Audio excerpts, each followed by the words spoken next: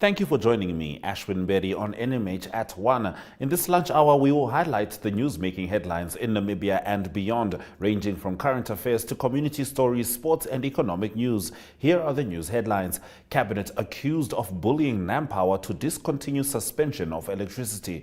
Agriculture budget should be increased to provide youth with employment opportunities, says Kavango East Governor. And Nigerian chef Hilda Baci's non-stop cooking Guinness World record is confirmed. Follow all our programs on oneup2.com, DSTV 285, GoTV 25 in Namibia. Stay with us for the midday news update.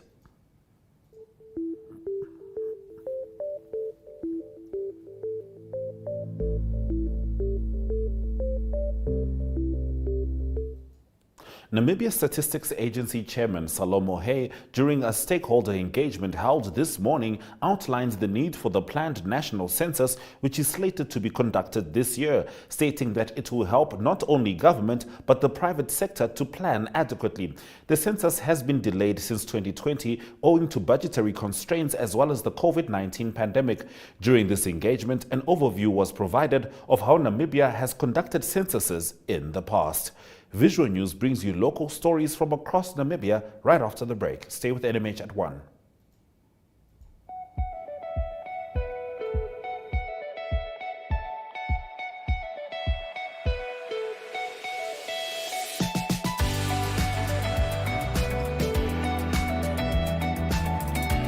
To another exciting episode of Kavango Talk. Is die weer en vertel ook vir julle waar die vis julle moontlik gaan byt.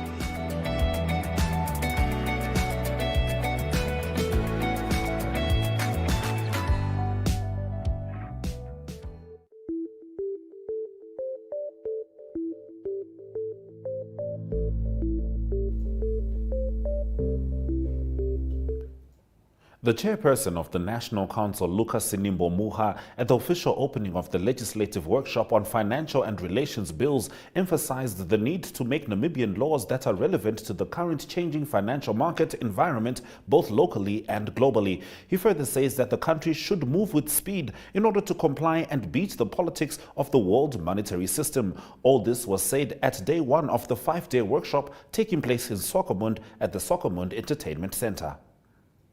We are gathered here this week in order to be taken through the summary explanation of the proposed amendment and new bills that were identified after the grace listing of Namibia. Following the 2021-2022 peer review outcome that highlighted certain areas where critical reform must be effected.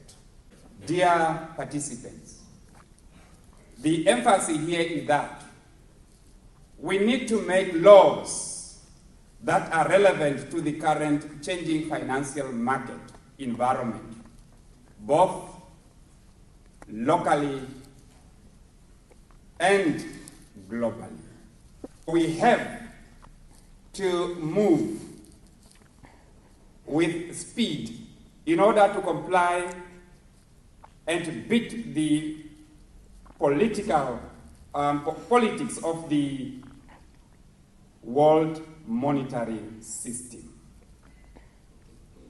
As members of parliament, we are mandated to represent and serve the Namibian people's interest to the best of our ability. Therefore, even if the process of information and skills enhancement is so challenging, it is also rewarding when the acquired information is applied during the law-making processes.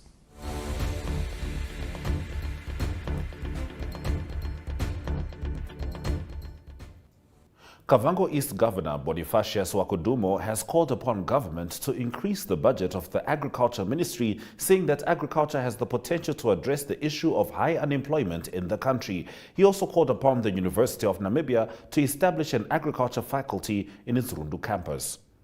I don't want also to compromise on health, but budgetary allocation to the Ministry of Agriculture need also to be increased, because agriculture is a catalyst in unemployment, to address unemployment in the regions.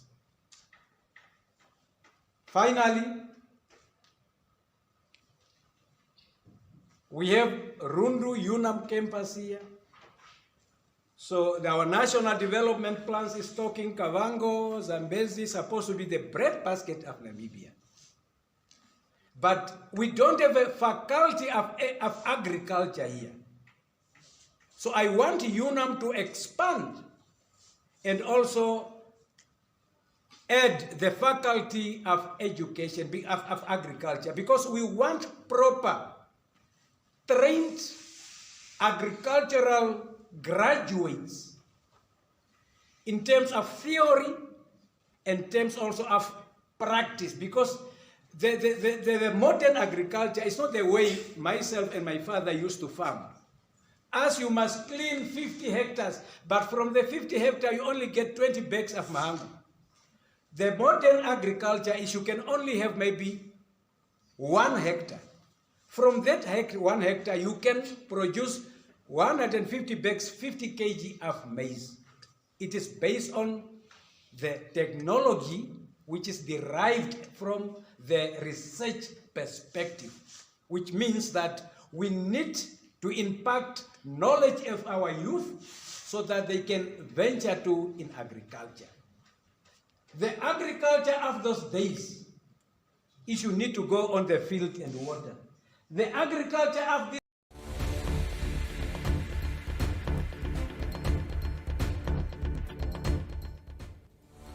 Cabinet has been accused of bullying NamPower to discontinue the suspension of electricity. After the break, the Namibian Sun highlights the full story in today's newspaper review.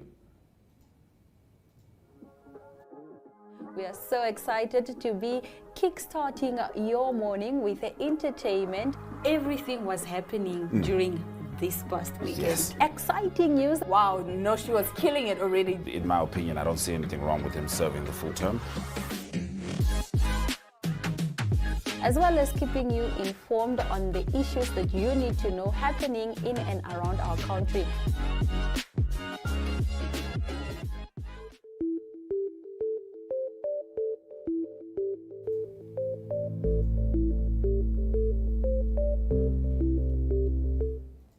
Let's get into the newspaper review. Cabinet, through Finance Minister Ipumbu Shimi, has been accused of bullying NamPower to discontinue the suspension of electricity and to never again suspend the supply of utilities to various defaulting local authorities as a means to expedite revenue collection.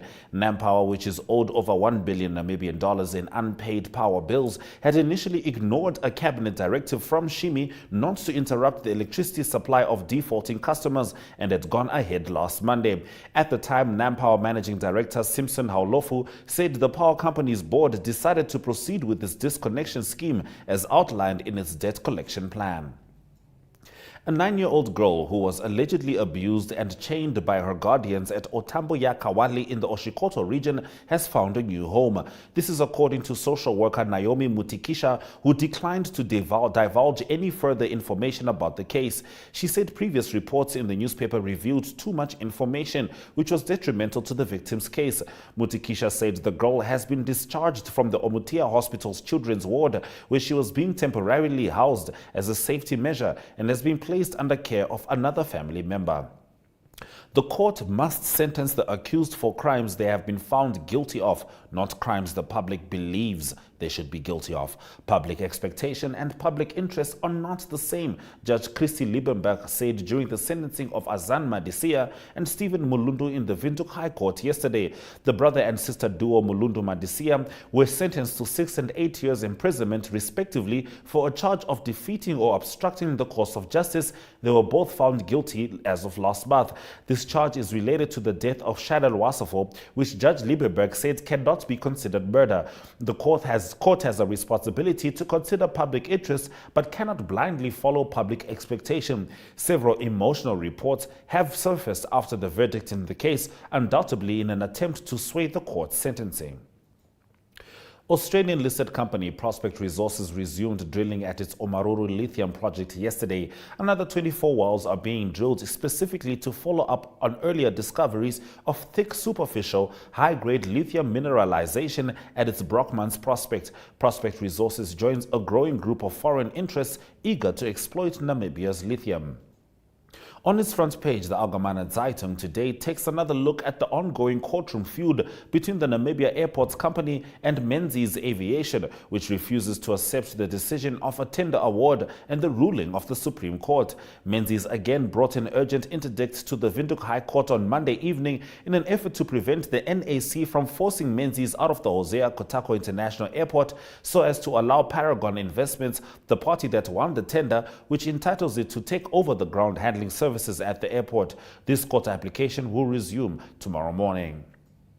On its page 2, AZ reports that a Namibian-born son of parents who fled Burundi had his Namibian identity document and Namibian birth certificate revoked by the judiciary. He is no longer a Namibian as both documents have been revoked, which in effect makes him stateless. Stay with us as we head to the Namibian newspaper as we continue. Welcome to My.NA Cars, your ultimate destination for everything automotive. I am your host, Diana Master. Teamwork makes the dream work, right? Discover the latest models, innovative technologies, and expert insights from our passionate hosts. Learn essential maintenance tips and get exclusive behind-the-scenes access to the automotive industry. Don't miss My.NA Cars on NTV every Thursday at 2100 hours. Tune in and ignite your passion for automobiles.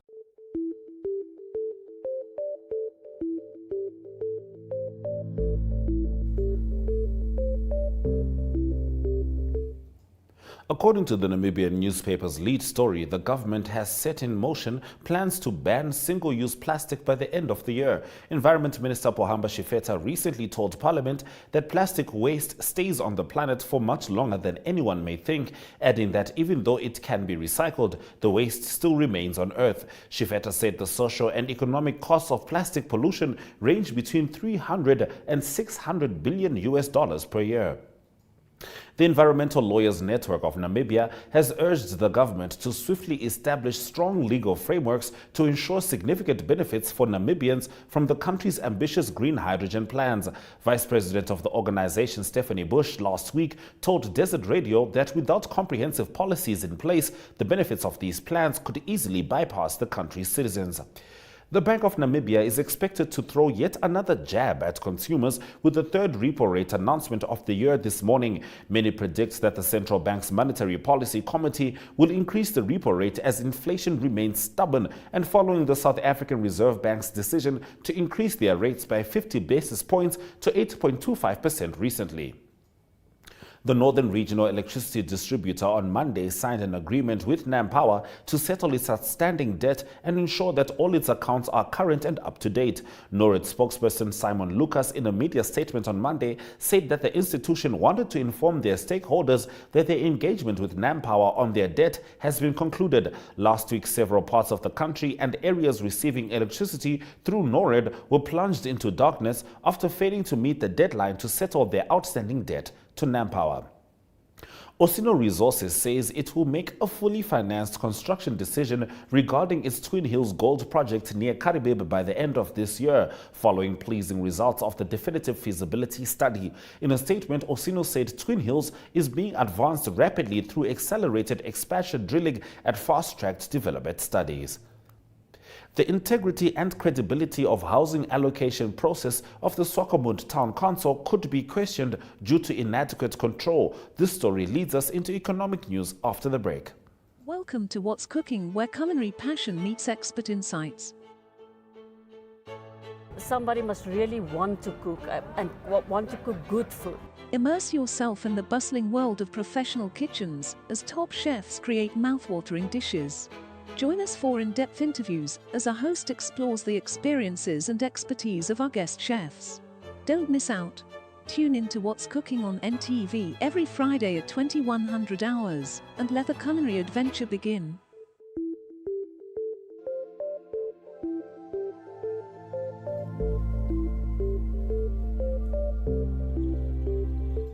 The integrity and credibility of the housing allocation process of the Swakopmund Town Council could be questioned due to inadequate control over the maintenance of the master waiting list. Errors of applicant details may not be identified and or rectified in a timely fashion. This could lead to housing being provided to applicants who do not meet the criteria and financial losses for the council since no formal agreement exists with the awarded beneficiaries. It can also result in a misrepresentation of the council's financial statements due to the full cost of the even sold not being recovered, the management committee of Swakopmund noted. According to the management committee, the controls of the housing application process are overridden, which could result in reputational damage to the council. The process is not functioning as intended or seen as transparent. Applicants who do not meet the requirements could be approved for housing, which may not align with the objectives or purpose of the low-cost housing scheme. The lack of an audit trail to investigate and resolve disputes when these occur can become problematic, the MC noted. Stay with us as we head into economic indicators.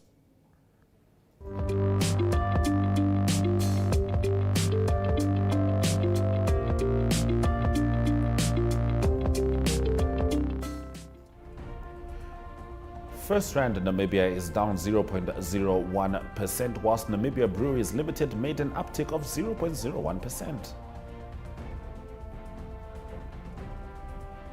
Local index and overall index closed up 0.02% and 2.47% respectively.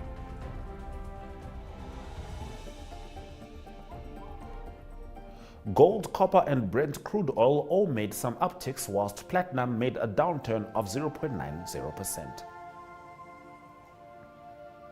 Looking at currencies, 18.57 Namibian dollars gets you $1 US, whilst 23.48 gets you a British pound.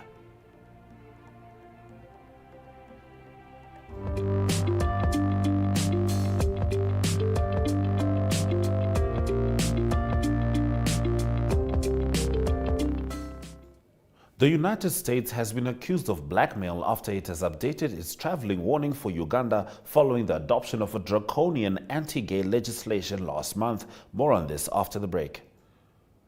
Ek is Corretti Duplessis. My name is Justice Shehama. I am Namibian. Hallo, ek is Damien Stevens. En ek is 'n Namibianer in Nederland. Bly tans in New Orleans in Amerika. In Heidelberg in beautiful Toronto, Canada. Currently part of... So I'm currently based in South Carolina in the US.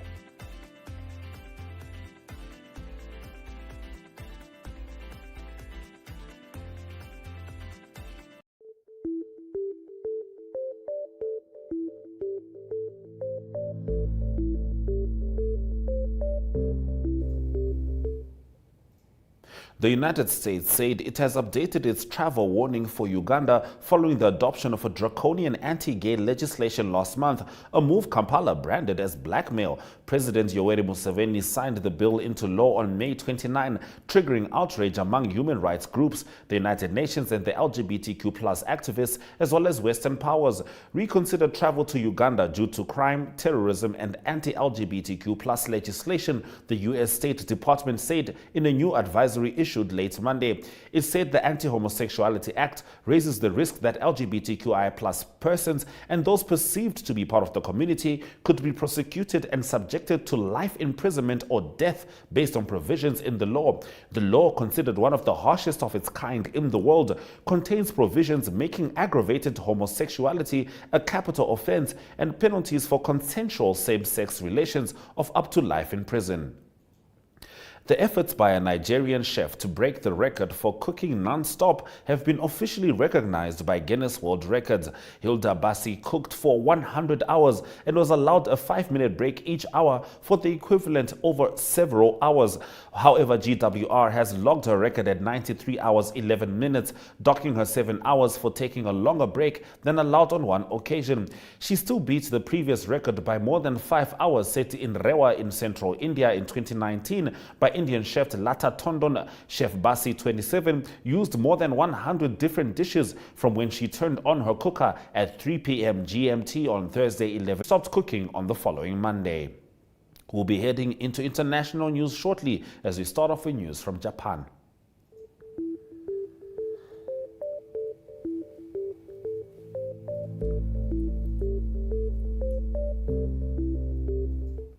Two Japanese soldiers were killed and another injured after a new recruit opened fire at a military training range in central Japan, officials say. An 18-year-old trainee was detained on the spot and arrested on suspicion of attempted murder, police said. They alleged the male shooter fired 8 times at instructors during a shooting drill in Gifu on Wednesday. A 25-year-old man was among those killed, authorities said. Details about the other victims in their 20s and 50s are not yet known, but they were all instructors at the facility. No civilians were involved, Japan's Ground Self-Defense Force said. They said the shooting had occurred during a live fire training for new members and potential candidates. The suspect had joined the force in April. Following the attack on Wednesday, live fire and explosive training drills were suspended across the country. We'll be looking at the latest from Brave Warriors and their captain Peter Shalulile as we head into local sports after this break.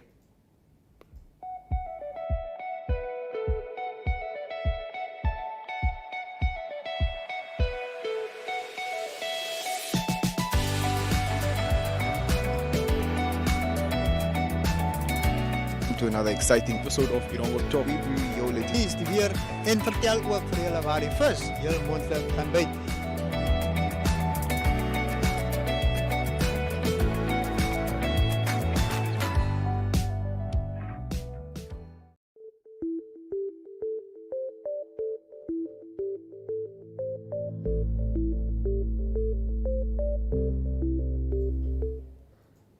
Let's get into the local sport. Brave Warriors captain Peter Shalulile is not impressed with the quality of the training grounds as his side gears up for the final Group C clash against Burundi on Tuesday. Led by Colin Benjamin, the team is once again determined to make their intentions clear as they chase the deciding points that will propel them to next year's Africa Cup of Nations, which will be hosted by Ivory Coast. The Warriors need to either win or draw against Burundi to qualify. However, while the team prepares, the players have voiced their unhappiness with the quality of their training facilities. We are struggling with training grounds, but the mood is fine, Shalulile said, while the national side was training at the SKW Sport Fields in Windhoek yesterday. The PST Bet Governors Cup was officially launched last week at Enana in the Ohangwena region, the first of its kind in the region. The purpose of the Governors Cup is to address shortcomings in youth sports talent development and identification. According to Regional Governor Walde Ndevashia, sports have long been thought of as a way to stay active and healthy. The visiting Indian state side, Karnataka, beat Namibia 3-2 in their inaugural cricket series, but both sides were winners in gaining invaluable experience and strengthening ties for the future. Stay with us as we start off with rugby when we head into international sports after this break.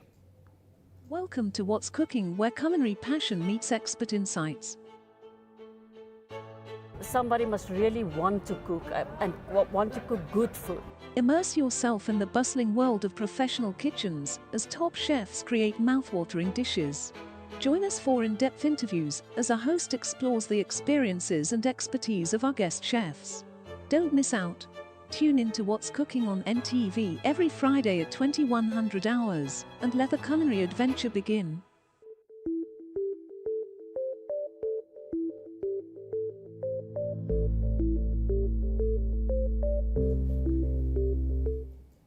South Sea Sharks captain Renel Hugo has heaped praise on coach Joey Mongalo for the work he has done in starting a culture in the Carling Currie Cup team that has elevated them into Saturday's home semi-final against the Airlink Pumas at Hollywood Bets Kings Park. Madagascar's regular captain Ibrahim Amada is one of 3 late additions to the squad of the Africa Cup of Nations qualifier against Ghana on Sunday as they beefed up their original selection made by new coach Romuald Rako Tondrabe. Olympic 100-meter champion Marcel Jacobs on Tuesday withdrew from the European Athletics Team Championships in Poland later this month due to persistent sciatica. Now, Jacobs must take additional time for treatment and specific training until the problem is fully resolved, the Italian Athletics Federation said in a statement. If you're just joining us, this is NMH at 1, and we'll get into the highlights from today's broadcast right after this break. We are so excited to be kickstarting your morning with entertainment. Everything was happening during this past weekend. Yes. Exciting news. Wow, no, she was killing it already. In my opinion, I don't see anything wrong with him serving the full term. As well as keeping you informed on the issues that you need to know happening in and around our country.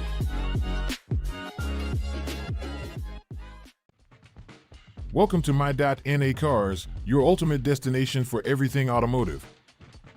I am your host, Diana Master. Teamwork makes the dream work, right? Discover the latest models, innovative technologies, and expert insights from our passionate hosts.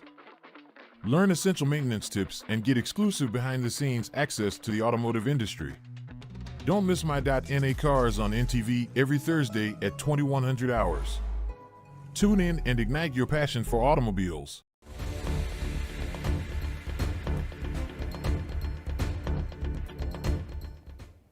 Let's get into the highlights from this afternoon's broadcast. The United States said it has updated its travel warning for Uganda following the adoption of a draconian anti-gay legislation last month, a move Kampala branded as blackmail.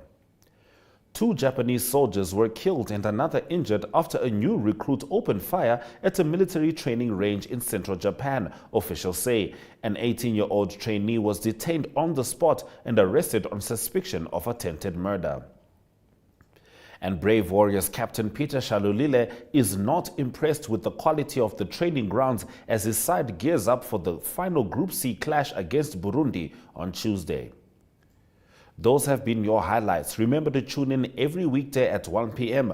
to spend your lunch hour with NMH at 1, catching up on the latest news in Namibia, Africa and the world, ranging from current affairs to economic news, sports and international headlines. It's goodbye from us in studio. See you tomorrow.